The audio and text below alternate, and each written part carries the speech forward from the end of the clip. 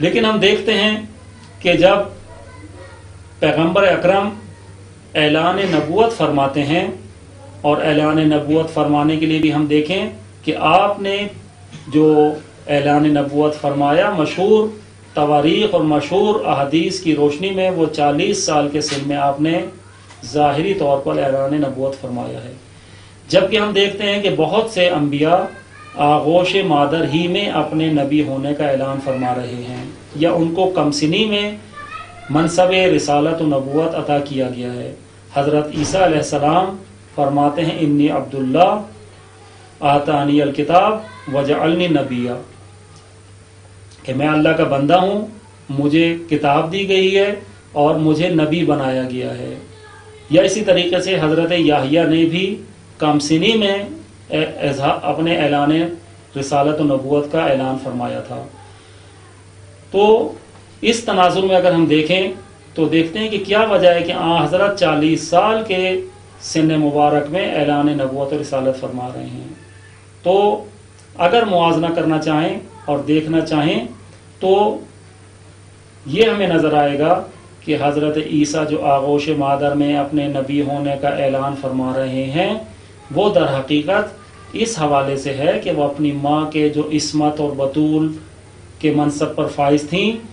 اور پاک دامن تھیں، تو کیونکہ ان کی پاک دامنی پر حرف آ رہا تھا، اور کیونکہ بغیر شوہر سے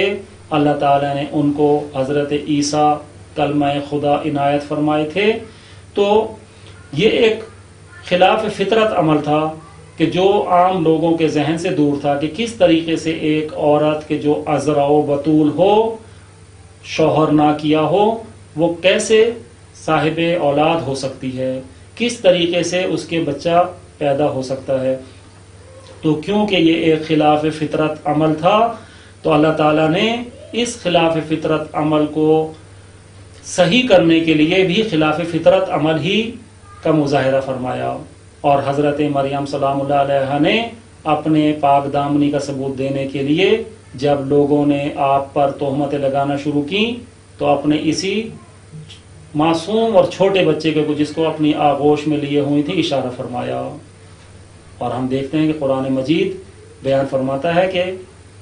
حکم خدا اور اذن خدا سے یہی معصوم بچہ کہ جو ابھی آغوش مادر میں ہے، اس نے کلام کرنا شروع کیا۔ تو کیونکہ یہ خلاف فطرت عمل تھا اور ماں کی عصمت اور پاک دامنی کی گواہی دینے کے لیے تھا، اس لیے لوگوں نے نہ صرف یہ کہ حیرت و تعجب کا اظہار کیا، بلکہ مطمئن ہو گئے کہ یہ ایک جو ہے خدا کا کام ہے، اور یہ خدا نے صلاحیت دی ہے کہ بچہ جو ہے اپنی ماں کی پاک دامنی کے حوالے سے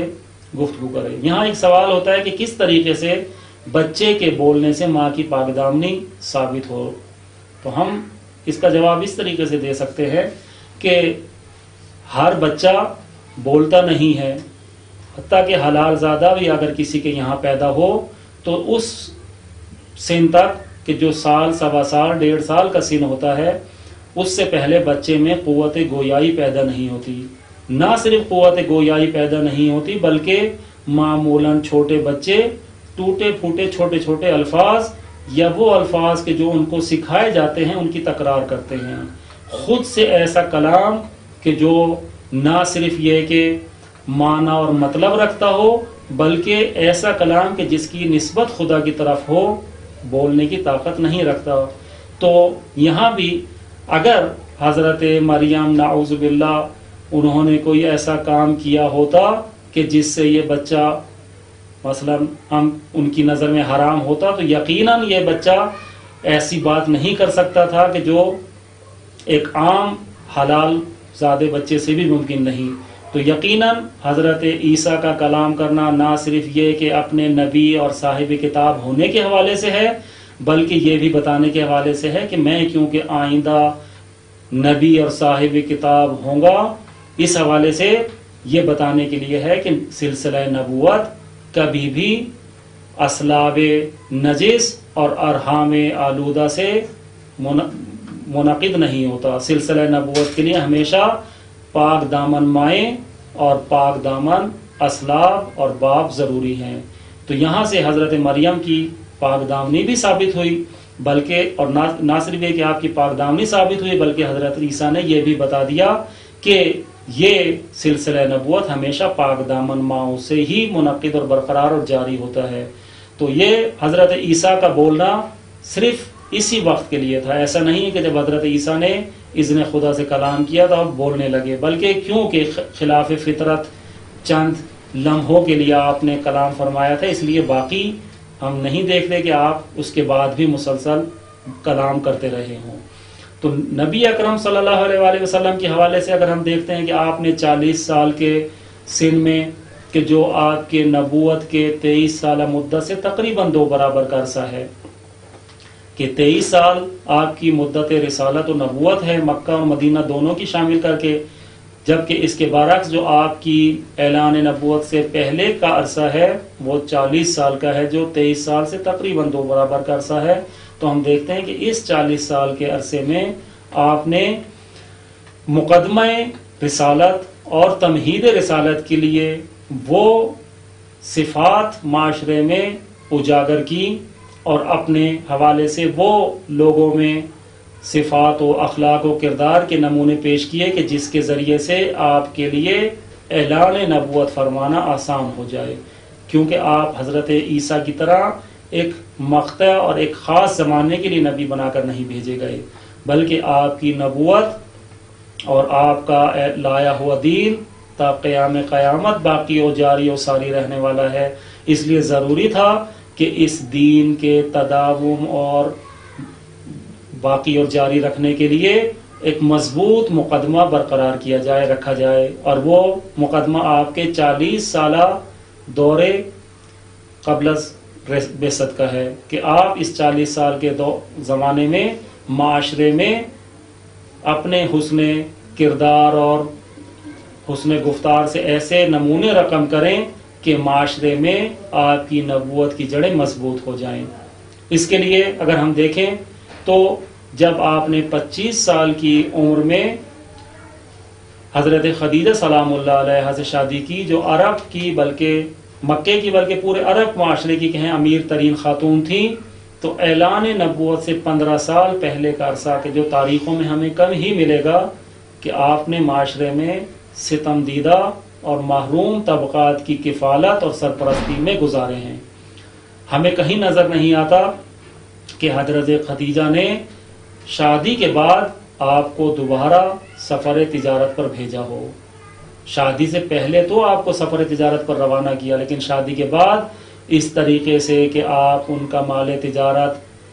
جو ہے لے جائیں اور تجارت کریں اور اس طریقے سے مشغول ہو جائیں، یہ ہمیں کہیں نظر نہیں آتا۔ اور ساتھ یہ کہ ہم دیکھتے ہیں کہ جب اعلان رسالت فرمانے کے 7ویں سال آپ کا اقتصادی بائیکاٹ کر دیا گیا، جس کو ہم بعد میں انشاءاللہ نبوت و رسالت کے زمانے میں تفصیل سے بیان کریں گے۔ تو یہ جو بعثت کے 7ویں سال آپ کو اقتصادی طور پر ایک جگہ محصور کر دیا گیا، تو وہاں حضرت خدیجہ بھی موجود ہیں، اور وہ جو عرب کی امیر ترین اور سرمایہ دار ترین خاتون تھیں، اپنے اس تمام مال و متاع سے محروم ہو چکی ہیں۔ آخر یہ تمام مال و متاع اور آپ کی ثروت کہاں صرف ہو گئی، کہاں چلی گئی، تاریخ میں ہمیں نظر نہیں آتا۔ یقیناً وہ تمام مال و دولت و مال و ثروت آپ نے حضرت کی خدمت میں پیش کی، اور حضرت نے اس سے حتیٰ کہ اعلان نبوت سے پہلے ہی جو 15 سال کا ایک عرصہ ہے، اس میں معاشرے کے ستم دیدہ، محروم اور مستضعف لوگوں کی کفالت و سرپرستی و ان کی ضروریات کے پورا کرنے میں خرچ کیا۔ اور ہم دیکھتے ہیں کہ جب آپ اعلان نبوت و رسالت فرماتے ہیں تو اعلان نبوت و رسالت فرمانے کے بعد بھی جو لوگ سب سے پہلے آپ کے ہاتھ پر شرف اسلام قبول کرتے ہیں اور مشرف اسلام ہوتے ہیں، وہ یہی معاشرے کے ستم دیدہ، غریب اور محروم طبقات ہیں، کہ جنہوں نے سب سے پہلے آپ کے ساتھ حمایت کا اعلان کیا۔ کیونکہ آپ اپنے حسن سلوک اور ان کی کفالت و سرپرستی کرنے سے ان کے دل میں اپنا گھر اور اپنا مقام بنا چکے تھے، اور جیسے ہی آپ نے اعلان رسالت فرمایا، سب سے پہلے انہی محروم اور مظلوم لوگوں نے آپ کی حمایت اور آپ کی حمایت کا اعلان کیا۔ تو یہ ایک آپ کا حسن کردار اور ایک حسن سلوک کا نمونہ ہے کہ جو ہمیں عرب معاشرے میں نظر آتا ہے کہ آپ اعلان نبوت سے پہلے بھی معاشرے میں خاص مقام اور منزلت رکھتے تھے، اور آپ نے معاشرے میں اپنے حسن سلوک سے اور اپنے امانت و کردار اور شخصیت کے وہ نمونے پیش کیے کہ جو اس عرب معاشرے میں اس وقت موجود نہ تھے۔ انشاءاللہ ہماری گفتگو کا سلسلہ جاری رہے گا،